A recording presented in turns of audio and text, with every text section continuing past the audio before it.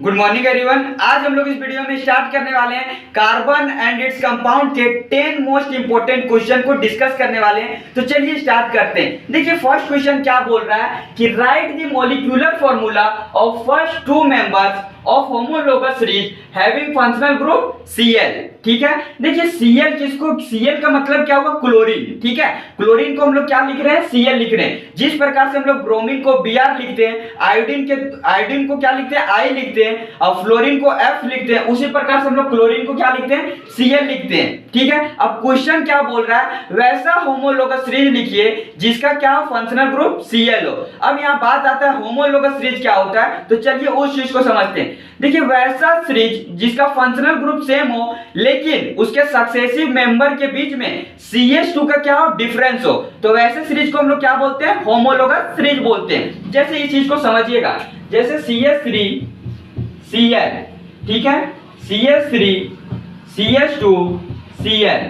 ठीक है, यहां पर आप दोनों मॉलिक्यूलर फार्मूला में देखिएगा, ये मॉलिक्यूलर फार्मूला और इस मॉलिक्यूलर फार्मूला में आपको क्या डिफरेंस नजर आ रहा है, तो CH2 का डिफरेंस नजर आ रहा है। इसमें क्या है, CH2 एक्स्ट्रा है बट इसमें CH2 तो नहीं है, तो ये कैसा सीरीज हुआ, ये होमोलोगस सीरीज है। ऐसा तो बात नहीं है ना कि CH2 और है, ऐसा तो नहीं है, सिर्फ कितना का डिफरेंस है, CH2 का डिफरेंस है। और क्या फंक्शनल ग्रुप दोनों का क्या है, सेम है, दोनों में क्लोरीन है, दोनों में क्लोरीन है, तो ये कैसा सीरीज हुआ, होमोलोगस सीरीज हुआ। अगर मैं यहां पर बोल देता कि जैसे CH3 CH2 Br, क्या ये होमोलोगस सीरीज होगा इसका, CH3 Cl का, तो नहीं होगा। देखिए यहां पर भी CH2 का डिफरेंस है, तो इसका मतलब ये नहीं कि ये होमोलोगस सीरीज में हो जाएगा। CH2 के डिफरेंस तो होना चाहिए बट क्या फंक्शनल ग्रुप भी सेम होना चाहिए। जैसे यहाँ Cl है, Cl मतलब क्या, क्लोरीन है, और यहाँ क्या Br मतलब ब्रोमीन है, तो ये फंक्शनल ग्रुप तो सेम नहीं है ना, तो ये होमोलोगस सीरीज नहीं होगा। ठीक है, तो आप इस बात को ध्यान में रखोगे कि उसका सक्सेसिव मेंबर के बीच में CH2 का तो डिफरेंस होना चाहिए लेकिन फंक्शनल ग्रुप भी सेम होना चाहिए। ठीक है जी,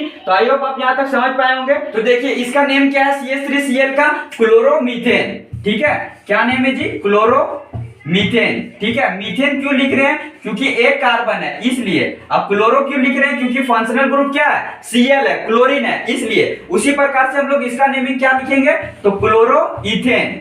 क्यों लिखेंगे क्लोरोइथेन, क्योंकि यहाँ पर क्या है, दो कार्बन है, दो कार्बन के लिए हम लोग क्या करते हैं, इथ का यूज करते हैं। ठीक है, अब यहाँ सिंगल बॉन्ड था कार्बन कार्बन के बीच में, इसलिए ANE लग रहा था। जैसे आपको पता होगा कि कार्बन का अमाउंट अगर एक रहता है, कार्बन की संख्या एक रहता है, तो हम लोग उसके लिए मीथ का यूज करते हैं। ठीक है, अगर कार्बन की संख्या 2 रहता है तो हम लोग ईथ लिखते हैं। अगर कार्बन की संख्या 3 रहता है तो हम लोग क्या लिखते हैं, प्रोप लिखते हैं। अगर कार्बन की संख्या 4 रहता है तो हम लोग क्या लिखते हैं, ब्यूट लिखते हैं। अगर कार्बन की संख्या 5 रहती है तो हम लोग क्या लिखेंगे जी, अगर कार्बन की संख्या 5 रहेगी तो हम लोग पेंट का यूज करते हैं। ठीक है, अगर कार्बन की संख्या 6 रहेगी तो हम लोग हेक्स लिखते हैं। अगर कार्बन की संख्या 7 रहेगी तो हम लोग क्या लिखते हैं, हेप्ट लिखते हैं। ठीक है, इसी प्रकार से कार्बन की संख्या अगर 8 रहेगी तो हम लोग ऑक्ट का यूज करते हैं। अगर 9 रहेगी तो हम लोग क्या यूज करेंगे, नॉन यूज करेंगे। ठीक है, और 10 रहेगा तो हम लोग क्या यूज करेंगे, डेक यूज करेंगे। ठीक है, तो ये था आपका क्या, ये सभी में चलेगा, चाहे अल्केन रहे, अल्कीन रहे या अल्काइन रहे, सभी में चलेगा। ठीक है, क्या एक कार्बन के लिए मीथ यूज करोगे, 2 कार्बन के लिए ईथ यूज करोगे, 3 के लिए प्रोप, 4 के लिए ब्यूट, 5 के लिए पेंट, 6 के लिए हेक्स, 7 के लिए हेप्ट, 8 के लिए ऑक्ट, 9 के लिए नॉन, 10 के लिए डेक। ठीक है, तो आई होप आपको होमोलोगस सीरीज समझ में आ गया होगा और इसका आंसर क्या होगा, CH3 Cl क्लोरोमीथेन और क्या, क्लोरोइथेन। ठीक है, अब इसका नेमिंग जो है क्लोरोमीथेन क्लोरोइथेन हम लोग ये लिख कैसे दिए, ये तो पता चल गया कि एक कार्बन था इसलिए मीथ यूज किए, 2 कार्बन था इसलिए ईथ यूज किए। इसका जो नेमिंग होता है वो कैसे होता है, हेलो एल्केन के अकॉर्डिंग होता है। ठीक है, कैसे होता है जी, हेलो एल्केन के अकॉर्डिंग होता है। ठीक है, हेलो मतलब यहाँ पर क्या हो गया, हेलोजन ग्रुप। ठीक है, हेलोजन ग्रुप कौन कौन होते हैं, क्लोरीन हो गया, ब्रोमीन हो गया, आयोडीन हो गया, फ्लोरीन हो गया, ये सब क्या है, आपके हेलोजन ग्रुप है। हेलोजन ग्रुप कोई भी आपका मॉलिक्यूलर फार्मूला में मिलेगा तो उसका नेमिंग पहले होगा, उसके बाद जो आपका सीरीज में जो आपके कार्बन के अमाउंट होंगे उसका नेमिंग बाद में होगा। ठीक है, पहले हेलोजन ग्रुप का नेमिंग होता है, तो कैसे नेमिंग होगा, हेलो एल्केन। ठीक है, तो हेलो मतलब क्या हो गया, हेलोजन ग्रुप। हेलोजन ग्रुप क्या था, यहाँ पर Cl था, Cl के लिए हम लोग क्या यूज करते हैं, क्लोरो, Br के लिए ब्रोमो, I के लिए आइडो। ठीक है, और फ्लोरीन के लिए फ्लोरो, ठीक है, तो यहाँ क्लोरो हो गया Cl के लिए। एक कार्बन के लिए मैंने बता दिया था मीथ, अब सिंगल बॉन्ड था इसके बीच में, इसलिए यहाँ सफिक्स क्या लगा, ANE लगा, ठीक है। इसी प्रकार से सेकंड में क्या है, Cl यहाँ पर था सेम, तो Cl यहाँ क्लोरो हो गया, और दो कार्बन के लिए ईथ, और ANE आया सफिक्स किसके लिए, सिंगल बॉन्ड के लिए। तो आई होप आपको फर्स्ट क्वेश्चन समझ में आ गया होगा। तो चलिए अब हम लोग डिस्कस करते हैं सेकंड क्वेश्चन को। तो सेकंड क्वेश्चन क्या बोलता है जी, select the saturated hydrocarbons from the following. इससे आपको क्या करना है, सैचुरेटेड हाइड्रोकार्बन सिलेक्ट करना है। अब यहाँ बात आता है सैचुरेटेड हाइड्रोकार्बन होता क्या है। तो देखिए दो तरह के हाइड्रोकार्बन हो जाते हैं, एक सैचुरेटेड, दूसरा आपका अनसैचुरेटेड। सैचुरेटेड हाइड्रोकार्बन में सिर्फ आपके अल्केन आते हैं। कौन सा आता है जी, सैचुरेटेड हाइड्रोकार्बन में सिर्फ आपका अल्केन आता है, जबकि अनसैचुरेटेड जो हाइड्रोकार्बन होता है, अनसैचुरेटेड हाइड्रोकार्बन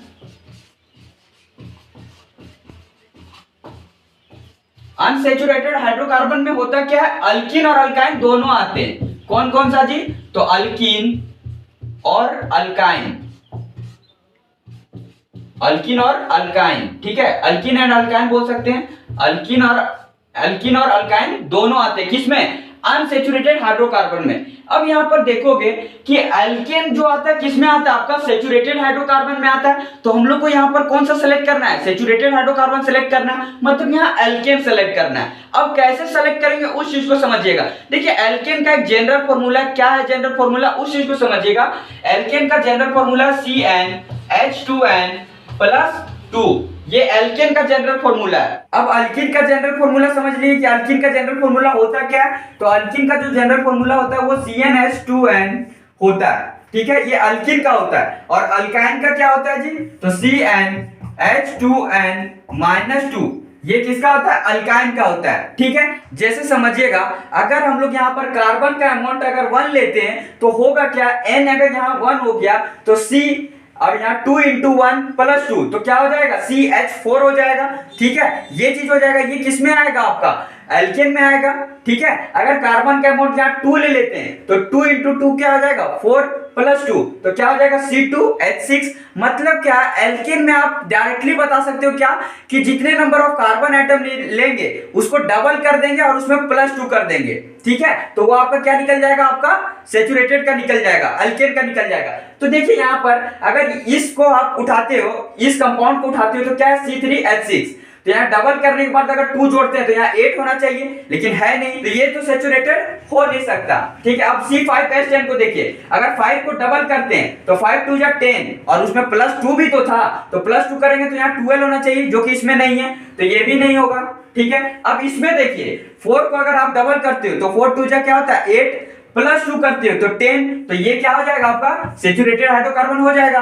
अब यहाँ पर देखिएगा, अगर आप इसको डबल करते हो तो 6 को 2 से इंटू करोगे तो क्या होगा, 12, ठीक है जी। और उसमें अगर 2 जोड़ते हो तो क्या होगा, 14, तो ये तो ठीक है, तो ये भी क्या होगा, सैचुरेटेड हाइड्रोकार्बन में होगा। जबकि आप यहाँ देखोगे तो यहाँ 2 को अगर आप डबल करते हो, 2 × 2, तो क्या आ जाएगा 4, अब +2 करोगे तो 6, ये आना चाहिए, लेकिन यहाँ 4 ही है, तो ये क्या होगा, आपका सैचुरेटेड हाइड्रोकार्बन में नहीं होगा। तो आई होप आप समझ गए होंगे सैचुरेटेड हाइड्रोकार्बन क्या होता है, और अनसैचुरेटेड हाइड्रोकार्बन के बारे में भी समझ गए होंगे। अगर यहाँ पर आपको अनसैचुरेटेड हाइड्रोकार्बन सिलेक्ट करने दे देता तो आप किसको सेलेक्ट करते, C3H6 हो गया, C5H10 हो गया, C2H4 हो गया, इनमें से क्या है, वो आपका अनसैचुरेटेड हाइड्रोकार्बन में आता है, ठीक है। तो ये मैंने जो जनरल फॉर्मूला बताया उससे आप क्या अनसैचुरेटेड हाइड्रोकार्बन को आइडेंटिफाई कर सकते हो। हम लोग डिस्कस करते हैं थर्ड क्वेश्चन को, कि थर्ड क्वेश्चन क्या बोलता है जी, which element exhibit the property of catenation to maximum extent and why. देखिए कौन ऐसा एलिमेंट है जिसपे कैटेनेशन का प्रॉपर्टी पाया जाता है। तो कार्बन एक ऐसा एलिमेंट है जिसपे कैटेनेशन का प्रॉपर्टी पाया जाता है। अब कैटेनेशन होता क्या उस चीज को समझिएगा। कैटेनेशन मतलब होता है सेल्फ लिंकिंग का प्रॉपर्टी। सेल्फ लिंकिंग मतलब क्या होता है, खुद जोड़ के एक लंबा चेन बनाने का प्रॉपर्टी। किस एलिमेंट में, तो वो कार्बन एलिमेंट में। सिलिकॉन में भी है। देखिए कार्बन में क्या है, सिलिकॉन की अपेक्षा सेल्फ लिंकिंग का प्रॉपर्टी ज्यादा है, ठीक है। तो इसका आंसर क्या हो जाएगा, कार्बन हो जाएगा, ठीक है। कार्बन में सेल्फ लिंकिंग का प्रॉपर्टी क्या है, ज्यादा है। सिलिकॉन में भी है, उस चीज को भी ध्यान रखिएगा। ऐसा बात नहीं कि सिलिकॉन में नहीं है, सिलिकॉन में भी है, बट क्या है कार्बन में ज्यादा है। इसलिए अगर आपको इस तरह का क्वेश्चन पूछ देता है तो वहां किसका नेम लिखिएगा, कार्बन का नेम लिखिएगा। कार्बन क्या करता है, सेल्फ लिंकिंग का प्रॉपर्टी करके वो बहुत ही लॉन्ग चेन का फॉर्मेशन करता है। इसलिए हम लोग जनरली कैटेनेशन का अगर पूछा जाता है तो हम लोग किस एलिमेंट का नेम लिखते हैं, तो कार्बन का नेम लिखते हैं। लेकिन सिलिकॉन भी क्या है, कैटेनेशन की प्रॉपर्टी को शो करता है। तो चलिए अब हम लोग फोर्थ क्वेश्चन को डिस्कस करते हैं कि फोर्थ क्वेश्चन क्या बोलता है जी। तो a molecule of ammonia has formula NH3 predicate the total number of bonds present around nitrogen atom. जो नाइट्रोजन एटम होंगे वो कितने बॉन्ड का फॉर्मेशन करेगा, किसमें जी, अमोनिया में। अमोनिया का फॉर्मूला क्या होता है, NH3। अब आपको पता है नाइट्रोजन का एटॉमिक नंबर क्या होता है जी, 7 होता है। ठीक है, नाइट्रोजन का एटॉमिक नंबर क्या होता है, 7 होता है। जब आप इसको सेल में बांटते हो तो कैसे बढ़ता है, 2 और 5 में बढ़ता है। 5 यहाँ पर क्या हो गया, वैलेंस इलेक्ट्रॉन हो गया। देखिए कोई भी एलिमेंट या तो इलेक्ट्रॉन का शेयर करेगा या फिर डोनेट करेगा या फिर गेन करेगा, वो कहां से करेगा जी, तो अपने वैलेंस इलेक्ट्रॉन से करेगा। इस बात को आप हमेशा याद रखोगे। देखिए वैलेंस इलेक्ट्रॉन को हम लोग आउटर मोस्ट शेल का इलेक्ट्रॉन भी बोलते हैं। ठीक है, तो नाइट्रोजन के कितने वैलेंस इलेक्ट्रॉन प्रेजेंट है, तो 5 वैलेंस इलेक्ट्रॉन प्रेजेंट है। कितना का रिक्वायरमेंट है, कितना इसको मिल जाएगा जो इसका सेल कंप्लीट हो जाएगा। अगर इसको कोई भी एलिमेंट 3 इलेक्ट्रॉन दे देता है तो इसका सेल क्या हो जाएगा, कंप्लीट हो जाएगा। क्योंकि हम लोग पता है, हम लोग सेल का कॉन्फ़िगरेशन पढ़ चुके हैं। क्या पढ़े हैं कि 2n² जिससे हम लोग क्या करते थे, सेल निकालते थे कि किस सेल में कितने इलेक्ट्रॉन प्रेजेंट होंगे। तो हम लोग को पता है 1 से लेकर 20 तक, 1 से लेकर 20 तक के एलिमेंट का कॉन्फ़िगरेशन कैसे चलता था जी, तो 2 8 8 18 के हिसाब से चलता है। जबकि 20 के बाद का जो एलिमेंट का कॉन्फ़िगरेशन है वो कैसे चलता है, तो 2 8 18 32 के हिसाब से चलता है। ठीक है, तो यहाँ कंफ्यूजन में मत रखिएगा। 1 से लेकर 20 तक का जो एलिमेंट का कॉन्फ़िगरेशन है वो 2 8 8 18 के हिसाब से चलता है। जबकि 20 के ऊपर, 20 से ऊपर जाइएगा तो उसका एलिमेंट का कॉन्फ़िगरेशन 2 8 18 32 के हिसाब से चलता है। और हम लोग ये निकालते कैसे, तो इसका फॉर्मूला मैंने क्या बताया, 2n²। n यहाँ पर क्या होगा, नंबर ऑफ सेल होगा। ठीक है, नंबर ऑफ सेल 1 हो सकता है, 2 भी हो सकता है, 3 भी हो सकता है। जितना आप लेंगे उसके अकॉर्डिंग क्या होगा, आपका यहाँ पर इलेक्ट्रॉन की संख्या निकल जाएगी। तो आई होप आप इस चीज को समझ पाए होंगे। चलिए अब हम लोग NH3 का देखते हैं। देखिए NH3 जो अमोनिया है, जैसे देखिए नाइट्रोजन का हम लोग ने देखा कितना वैलेंस इलेक्ट्रॉन था जी, तो 5 वैलेंस इलेक्ट्रॉन थे। तो 2 वैलेंस इलेक्ट्रॉन, ये 5 वैलेंस इलेक्ट्रॉन हो गए। ठीक है, अब NH3 में क्या था, 3 हाइड्रोजन प्रेजेंट थे आपके। ठीक है, तो एक हाइड्रोजन को हम लोग यहाँ रखते हैं, एक हाइड्रोजन को यहाँ रख देते हैं, एक हाइड्रोजन को यहाँ। अब आपको पता है कि हाइड्रोजन के कितने वैलेंस इलेक्ट्रॉन होते हैं, 1, क्योंकि हाइड्रोजन का एटॉमिक नंबर क्या होता है, 1 होता है हाइड्रोजन का एटॉमिक नंबर। तो उसके वैलेंस इलेक्ट्रॉन क्या होते हैं, 1 वैलेंस इलेक्ट्रॉन होते हैं। अब हाइड्रोजन को भी सेल कंप्लीट करने के लिए कितने इलेक्ट्रॉन चाहिए, 1 इलेक्ट्रॉन चाहिए। क्यों जी, क्योंकि हम लोग को पता है फर्स्ट सेल में कितने इलेक्ट्रॉन मैक्सिमम रह सकते हैं, तो 2 इलेक्ट्रॉन रह सकते हैं। तो इसको 1 इलेक्ट्रॉन का ही रिक्वायरमेंट है। ठीक है, तो 1 इलेक्ट्रॉन ये चाहेगा हम किसी से ले लें, किस लिए, अपने सेल को कंप्लीट करने के लिए, क्योंकि हर एक एलिमेंट स्टेबल रहना चाहता है। ठीक है, तो देखिए ये क्या करेगा, या ध्यान से समझिएगा। हाइड्रोजन का क्या है, एक वैलेंस इलेक्ट्रॉन है। ठीक है, अब ये क्या करेगा, 1 इलेक्ट्रॉन इस नाइट्रोजन से या हाइड्रोजन ले लेगा। ठीक है, तो इसका सेल कंप्लीट हो गया, किसका, इस हाइड्रोजन का। अब ये हाइड्रोजन भी नाइट्रोजन से 1 इलेक्ट्रॉन ले लेगा, इसका भी सेल कंप्लीट हो गया।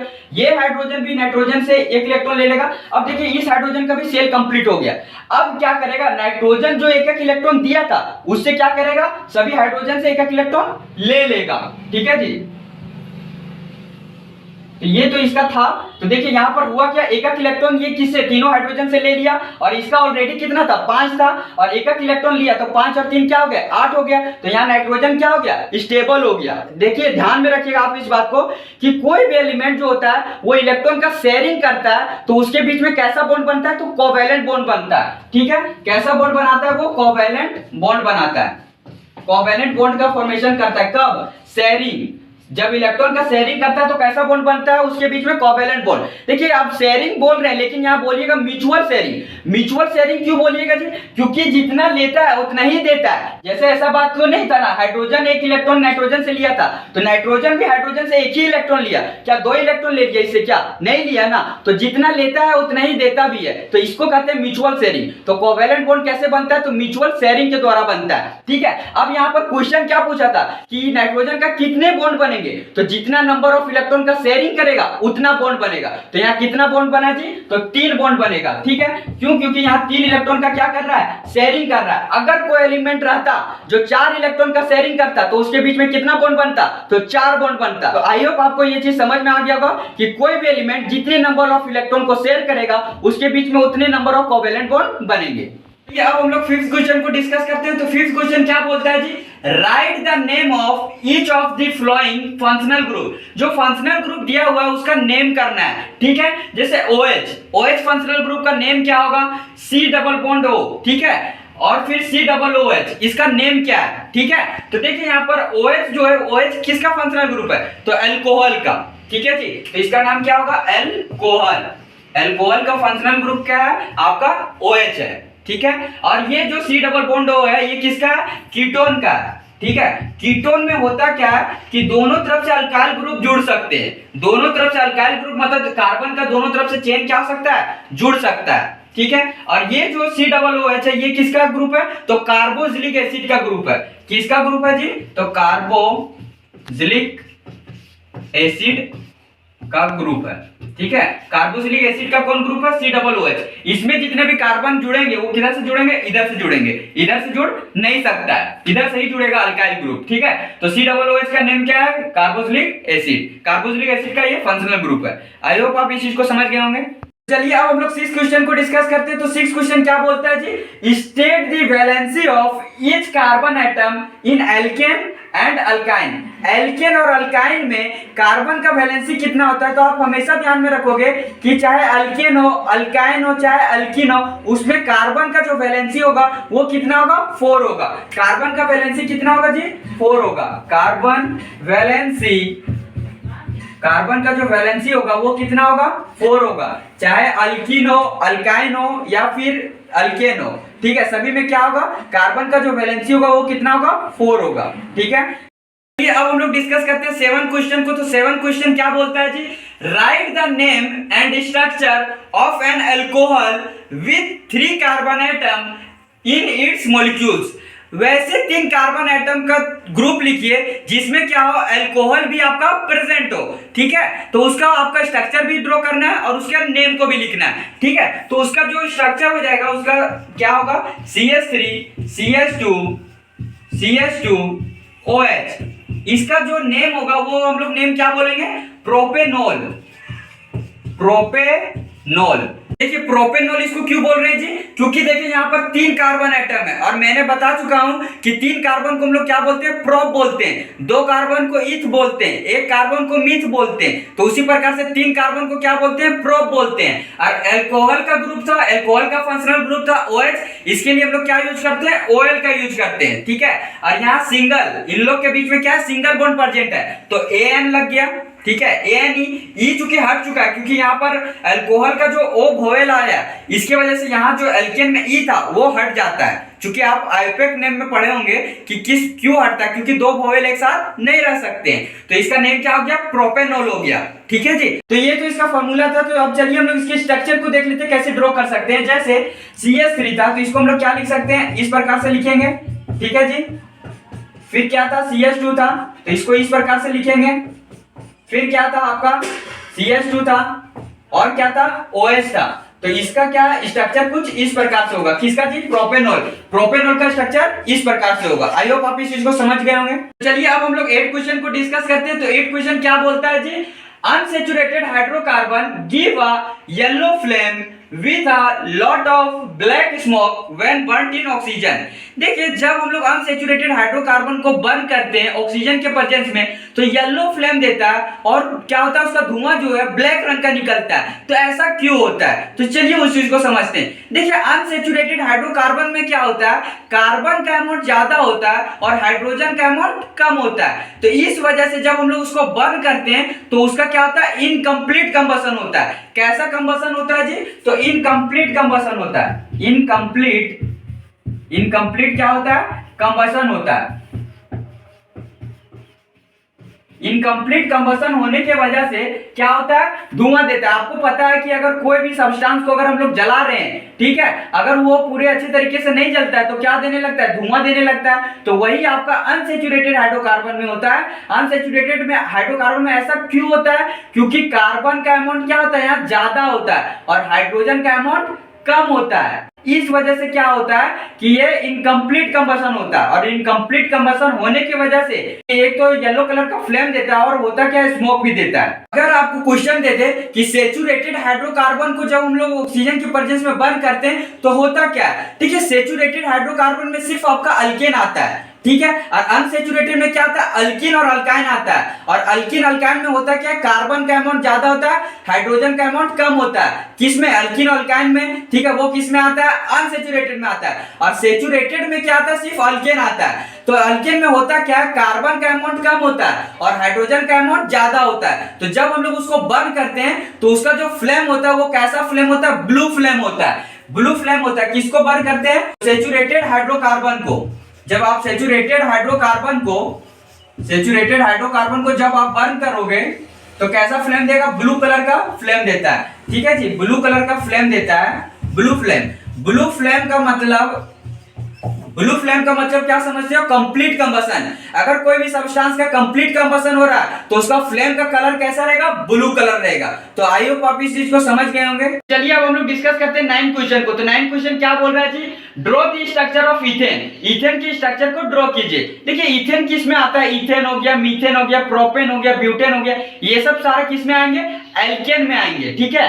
किसमें आएंगे जी, एल्केन में, ठीक है। एल्केन का फैमिली का है ये, एल्केन का, ठीक है। और एल्केन किस में आता है, तो सैचुरेटेड हाइड्रोकार्बन में आता है। आप इस चीज को ध्यान में रखिएगा। और इसके स्ट्रक्चर को ड्रॉ करने बोल रहा है। देखिए हम लोग को यहाँ पता है, एल्केन का नाम सुनते हम लोग को पता चल जाता है कार्बन कार्बन के बीच में कैसा बॉन्ड होगा, तो सिंगल बॉन्ड होगा, ठीक है। अब यहाँ पर देखिए इथेन बोला, ईथ हम लोग को पता है 2 कार्बन के लिए हम लोग ईथ का यूज करते हैं, 1 कार्बन के लिए मिथ का यूज करते हैं, 3 के लिए हम लोग प्रोप का यूज करते हैं, 4 के लिए ब्यूट का, 5 के लिए पेंट का, इसी तरह से चलते रहता है, ठीक है। तो यहाँ पर हम लोग को ये पता चल गया कि ईथ है मतलब 2 कार्बन होगा। और ए यानी जो सफिक्स है इसका मतलब क्या कि वो अल्केन के फैमिली को बता रहा है। और हम लोग को पता है कि अल्केन के फैमिली में कैसा बॉन्ड होता है, कार्बन कार्बन के बीच में, तो सिंगल बॉन्ड होता है। तो चलिए इसके स्ट्रक्चर को ड्रॉ करते हैं। तो देखिए इसका स्ट्रक्चर कुछ इस प्रकार से हो जाएगा, 2 कार्बन होगा, ठीक है जी। तो ये किसका स्ट्रक्चर है, तो ये इथेन का स्ट्रक्चर है, ठीक है। ये किसका स्ट्रक्चर है, तो ये इथेन का स्ट्रक्चर है। देखिए C2H6 अगर इस तरह से लिखना चाहें तो इसका फॉर्मूला क्या हो जाएगा, C2H6 हो जाएगा, ठीक है। और इसका स्ट्रक्चर कुछ ये हो गया, ठीक है। अब यहाँ आपको पता है कि यहाँ पर हम लोग 3 हाइड्रोजन क्यों लिए, क्योंकि आपको पता है कार्बन का जो वैलेंसी होता है वो 4 होता है, ठीक है। तो कार्बन का जो आउटर मोस्ट शेल में इलेक्ट्रॉन का रिक्वायरमेंट है वो कितना जरूरत है, तो 4 इलेक्ट्रॉन का जरूरत है। तो ये क्या करेगा, 3 इलेक्ट्रॉन इस हाइड्रोजन से ले लेगा और 1 इलेक्ट्रॉन इस कार्बन से ले लेगा। तो इसका सेल कंप्लीट हो जाएगा, किसका, कार्बन का। और ये हाइड्रोजन का भी सेल कंप्लीट हो जाएगा। अब ये कार्बन क्या करता है, 3 इलेक्ट्रॉन इस हाइड्रोजन से ले लेता है और 1 इलेक्ट्रॉन इस कार्बन से ले लेता है। तो इसका भी सेल कंप्लीट हो जाता है। इसलिए कुछ स्ट्रक्चर जो है इसका इस प्रकार से बना। तो आई होप आप समझ पाएंगे इस चीज को। चलिए अब 10 क्वेश्चन को डिस्कस करते हैं। तो 10 क्वेश्चन क्या बोल रहा है जी, name the process by which unsaturated fats are change into saturated fats. आप वैसे प्रोसेस का नाम बताइए जिसमें अनसैचुरेटेड हाइड्रोकार्बन को हम लोग सैचुरेटेड हाइड्रोकार्बन में कन्वर्ट करते हैं। तो वैसे प्रोसेस का नाम क्या है जी, तो वैसे प्रोसेस को हम लोग बोलते हैं हाइड्रोजनेशन। क्या बोलते हैं, हाइड्रोजनेशन बोलते हैं, ठीक है। आप इस चीज को हमेशा ध्यान में रखोगे, क्या बोलते हैं, हाइड्रोजनेशन बोलते हैं, ठीक है। हाइड्रोजनेशन एक ऐसा प्रोसेस है जिसमें आपका अनसैचुरेटेड हाइड्रोकार्बन को हम लोग सैचुरेटेड हाइड्रोकार्बन में कन्वर्ट करते हैं। चलिए अब हम लोग उसको एग्जांपल से समझते हैं। जैसे CH2 डबल बॉन्ड CH2 को जब हम लोग हाइड्रोजन से क्या कराते हैं, रिएक्शन करवाते हैं, तब होता क्या है, आपका CH3 और CH3 का फॉर्मेशन होता है। यहां पर देखिएगा डबल बॉन्ड था कार्बन कार्बन के बीच में, और यहां फॉर्मेशन क्या हो रहा है, कार्बन कार्बन के बीच में सिंगल बॉन्ड। यहां था क्या, ये आपका अनसैचुरेटेड हाइड्रोकार्बन है और बन क्या गया, सैचुरेटेड बन गया। तो ये जो रिएक्शन है इसको क्या बोलेंगे, तो हाइड्रोजनेशन रिएक्शन बोलेंगे। यहां किससे करवा रहे हैं, हाइड्रोजन से। तो एक इसमें तो 2 हाइड्रोजन है, हाइड्रोजन के 2 आइटम जो इसमें प्रेजेंट प्रेजेंट है तो एक हाइड्रोजन इसके साथ जुड़ जाएगा, एक हाइड्रोजन इसके साथ जुड़ जाएगा, तो ये डबल बॉन्ड क्या हो जाएगा, ब्रेक हो जाएगा और यहाँ आपका सैचुरेटेड हाइड्रोकार्बन का फॉर्मेशन हो जाएगा। इसका जो CH2 डबल बॉन्ड CH2 है, इसका नेम क्या है, इथीन। इसका नेम क्या है जी, इथीन है, ठीक है, इसका नेम क्या है, इथीन है। और ये जो है H2, इसका नाम क्या है, हाइड्रोजन है। और CH3 का नाम क्या है, ये हो गया आपका इथेन, क्योंकि ये सिंगल बॉन्ड में आ चुका है, ठीक है जी। क्योंकि आपको पता है ENE क्यों लगा, क्योंकि आपका डबल बॉन्ड का जो सफिक्स होता है ENE होता है और सिंगल बॉन्ड का जो सफिक्स होता है ANE होता है और ट्रिपल बॉन्ड का क्या होता है, YNE होता है। तो हम लोग सफिक्स देख के पता कर लेते हैं कि किस ग्रुप से वो बिलोंग करता है, ठीक है। तो सैचुरेटेड है, अनसैचुरेटेड है, वो हम लोग को पता चल जाता है। आई होप आपको समझ में आ गया होगा। आई होप आपको मैंने जो 10 क्वेश्चन डिस्कस किया है वो समझ में आ गया होगा। अगर किसी तरह का कोई डाउट रह जाता है तो आप मुझे कमेंट करें, उस प्रॉब्लम को मैं सॉर्ट आउट करने का प्रयास करूंगा।